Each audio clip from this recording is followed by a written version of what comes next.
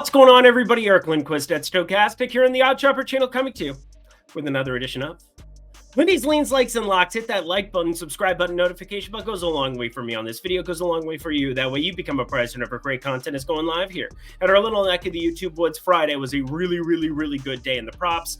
We hit a lot of the outrights, and yeah, it was 3-1 on likes on back-to-back days on Wednesday, Thursday, but the locks not getting there, that won't cut it. So Friday, trimmed the locks away, and everything across the board looked fantastic. We ended up getting the Dodgers. That was beautiful stuff too.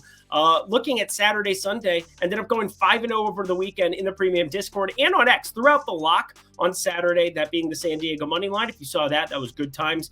Marte and Moreno got scratched. Nothing changed about that one. That was weird. 3 under strikeout props this morning. Yeah, that was where I ended up putting my money. That felt good. And then we got Gavin Lux to get a hit. Yeah, Gavin Lux to get a hit in the evening window. Weird 5-0 over the weekend, but you know what? I will take some wins in the baseball streets. It's been tough sledding here at times this season.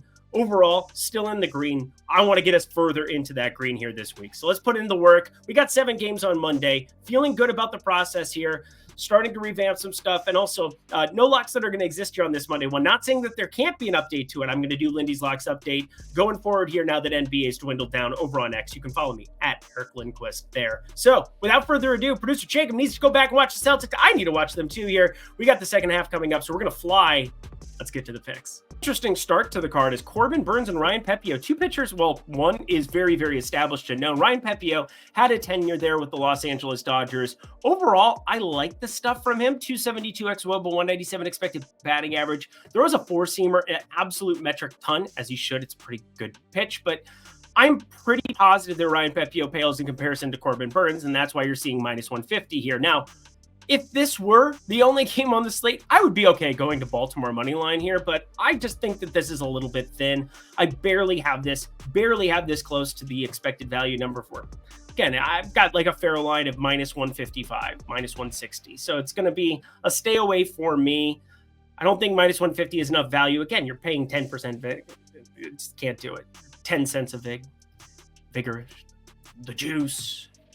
Baltimore money line, guys. I'm just not going to bet this one. I think that there are much better spots on this 7-gamer.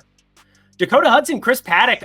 Yeah, a weird spot here because I thought for sure this over was going to be in play for me immediately. But you got to remember one thing that, just so true about Colorado pitching. They get the opportunity to get out of Coors Field and are going to look a whole hell of a lot better. Now, Dakota Hudson does not look good at any stage. 5.44 expected ERA, 12.6% K rate. That isn't enough to have the splits of home road really show or come to fruition by any means, but you got to at least point out that you're pitching in a place like Coors Field. It is drastically different than home road splits for other pitchers, and that's where I just want to point out that home games have been a brutal situation for Dakota Hudson. 318 batting average, 2.01 whip. On the road, 1.14 whip now through 6 games started, 200 batting average, 3.41 ERA. It is drastic. And I think there's some pitchers where they have a repertoire that's pretty limited where that could be the difference. So for me, over 8.5, it's just going to be a lean. I'm actually looking at potentially targeting with Ryan McMahon, my guy, yeah, that's what he is at this point. Chris Paddock's just not very good. He pitches for my Twins. I don't enjoy it. 41% hard hit, 458 expected slugging, leaning both their directions. Before we get into the like section of the program here, check out Odd Shopper, friends. We've got the Discord insider access. Again, had a really nice weekend for the people. Friday started off nicely for you. Saturday, Sunday, if you followed me over on X at Eric Lindquist, or if you were in the premium Discord, fired those plays in, got that lock across for San Diego money line, got the 4-0 prop day, 3-0 on under strikeouts. Yeah, that felt good. $14.95 weekly to come join in on that, $49.95 monthly. And this week, I think we're going to find some home runs too. I didn't end up betting a ton of home run props last week. I know people were clamoring for the round robins. Still not amazing hitting weather in certain spots. So check that out. And if you use promo code Lindy when you sign up for Odd Shopper, friends, and come hang out with me, it is 20% off. That becomes $12 for your first week, $40 for your first month. So try it out. Again, promo code Lindy for the expert picks, the Discord, the premium tools, all in one package. Back to the picks we go.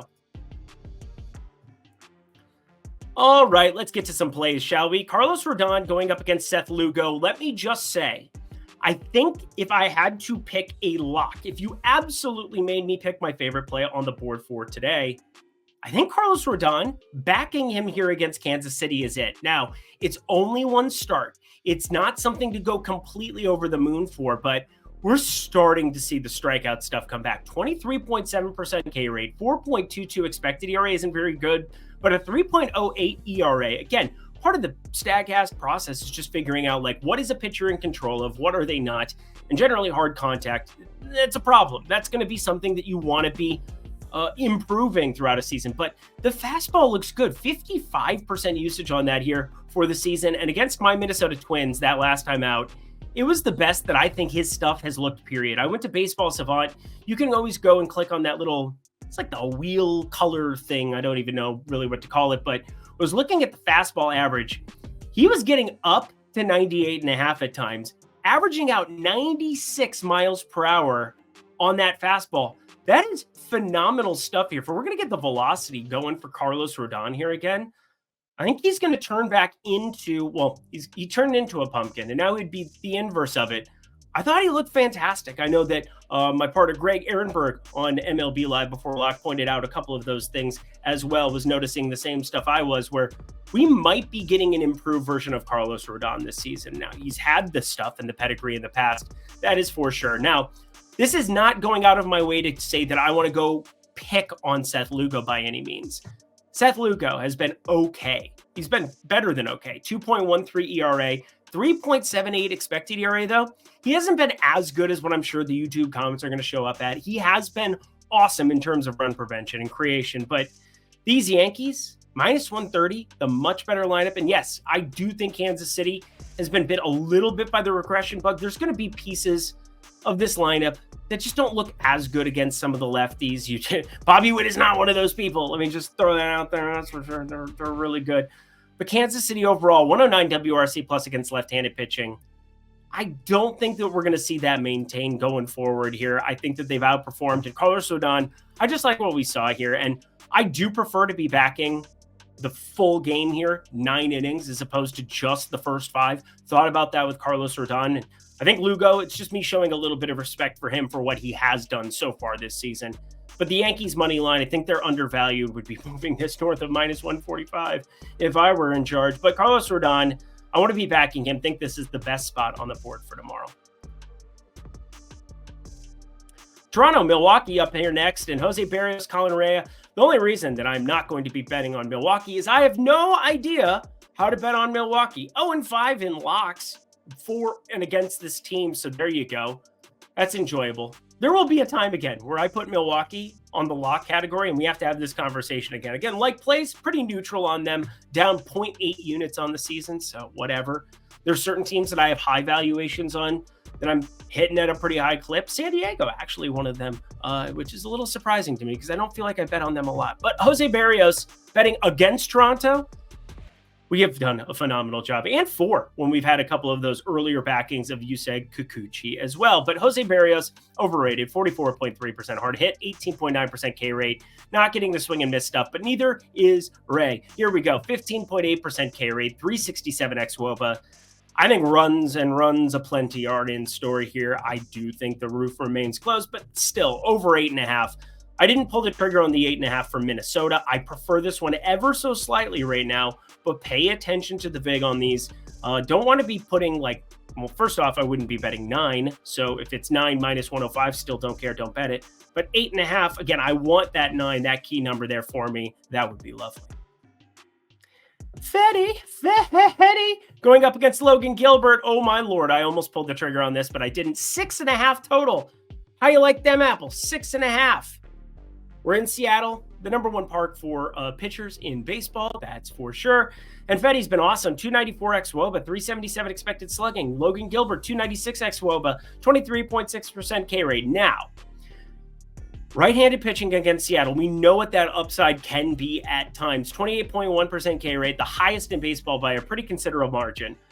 I entertained the idea of talking through what the K props were going to be for Fetty, but I have no idea if they're going to drop a 6.5 to begin with. I'm not going to put like a ladder 7, ladder 8 down there, knowing that I'm not getting major plus money as we climb that thing. So stay on high alert. But I will say, considering 6.5 is the total here, the run line is pretty interesting to be backing the White Sox. And I know that they got off the schneid, finally found themselves in the W column, which it had been 84 years or whatever. They beat Boston 7-2.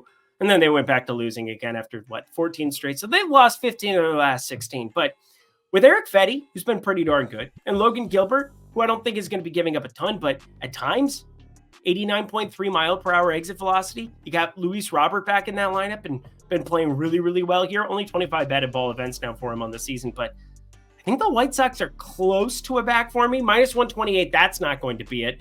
Going to pay close attention. I would love a 3-2 ball game where I had that plus 1.5 ticket on the White Sox. I think that's a pretty decent outcome for this one. And now somebody's probably going to bet an exacta ticket of that, and congratulations to them. Congratulations to you. If you haven't signed up for BetMGM yet, go to the link below, friends. Sign up using, you don't have to use promo code Lindy. You simply click on that link, and when you deposit and play, $25 or more at BetMGM, up to $1,500, the first bet you make comes back to you in bonus bets if it loses. If it wins, keep the money. The money is nice. But $1,500, friends, that is the high number. You could bet as little as $25 and give yourself a great opportunity over at BetMGM if you sign up that link right now. You want exposure to all these sports books? Get exposure to all these sports books only if you're 21 and over. If you have a gambling problem, please call 1-800-GAMBLER. Back to the picks we go. Only 2 more games. Hit the like button, subscribe button, notification bell as we go to Joey Estes and Dylan Cease. And I will say, Estes is the bestest of what they've got going out in Oakland. I thought about that earlier today. It's such a fucking terrible joke. 282 xWOBA, 220 expected batting average, 23.4% K rate. Cease, he's the priority back here, friends. 30.5% K rate, 290 xWOBA, 213 expected batting average. Not that Estes has been bad. He has not been bad in any way, shape, or form. But Dylan Cease has been Dylan Cease. And I know San Diego just got absolutely obliterated there on Sunday. They absolutely obliterated Arizona on Saturday. That felt good. That felt good. I only bet one of the 2, and it was the right one for once. That's good. Let's keep that trend going. San Diego on the run line here. Yeah, Manny Machado, always be paying attention to his health. Been in and out, like the burger. It's delicious. That's what I am. Let's get to the last game. So we've got a couple of likes there. 3 likes? Talk through some props. Ryan McMahon there. It wasn't on the panel there for you, but if you're listening, you definitely heard me talk about the K props for Eric Fetty. I can't believe that I even said that out loud just now. Now, Spencer Arrighetti going into San Francisco, ballpark upgrade for him as a pitcher, and he's had really good strikeout stuff. I want him on your radar to some extent here. I didn't end up betting anything. Well, first off, I don't have the opening numbers for the K props, so that's one thing, but I was a little surprised that Houston didn't show up on the card here at minus 125. And then I updated my sheet and realized Alex Bregman got removed from the game, and the projected lineup that I pulled potentially doesn't have him for tomorrow. So that is enough of a downgrade, with Kyle Tucker now hurt as well. And sounds like he might be out a little bit here now as well. So there's kind of the walking wounded situation here with Houston. Bregman was dinged up already, and now dinged up again, leaves that game on Sunday. I want to be paying attention to this lineup before I were to do anything there. Probably going to be too late for me to actually react to it either way, because the line's going to be moving throughout the day. We'll see. Maybe this drops inside of minus 115, minus 120, and we can actually dabble here on Houston. But Kyle Harrison, he gives up so many barrels, 341 xWOBA, 10.7% barrel percentage, resulting in a 456 expected slugging. He just peppers fastball, 63% fastball usage. I think we're going to get a pretty big number than normal, like a better than plus 400 number on Yordan Alvarez, considering the ballpark. I want to kind of see everything, though. I want to see the lineups. I want to see where these K props open for Spencer Arrighetti. Lots to be determined here in this one. If you have questions about it, hit me up at Eric Lindquist over on X. Would be happy to let you know exactly where I land here. And hey, Premium Discord will definitely know already down there in Odd Shepherd. Less than $2 if you sign up down there. But we're going to go to the first 5 here, because I think that's the way of backing Houston and Arrighetti to some capacity, and kind of, Yordan Alvarez, the home run. This is going to be very prop centric though, and I'm very curious if we could get something better than minus 120 coming into tomorrow. That would make it a play. And that does it for another edition of Lindy's Leans, Likes, and Locks. You know what to do. Go to that comment section below. Let me know your favorite plays that exist on the board here for Monday's slate. Just 7 games there. Kind of a nice little intro to the week, if you will. It ended on a high note on Friday after a pretty lukewarm to poor week of last week for sure. But I'm ready to rock here, and a 5-0 weekend has me in good spirits. Yay! Follow me on X at Eric Lindquist. Give Jacob some love down there below. Always working hard, working through the NBA Finals game 2 here. The second half just getting underway, so I am going to take off. Until next time, friends, I'm Eric Lindquist. Best of luck in the MLB streets on Monday. I almost said game 3 of the NBA Finals.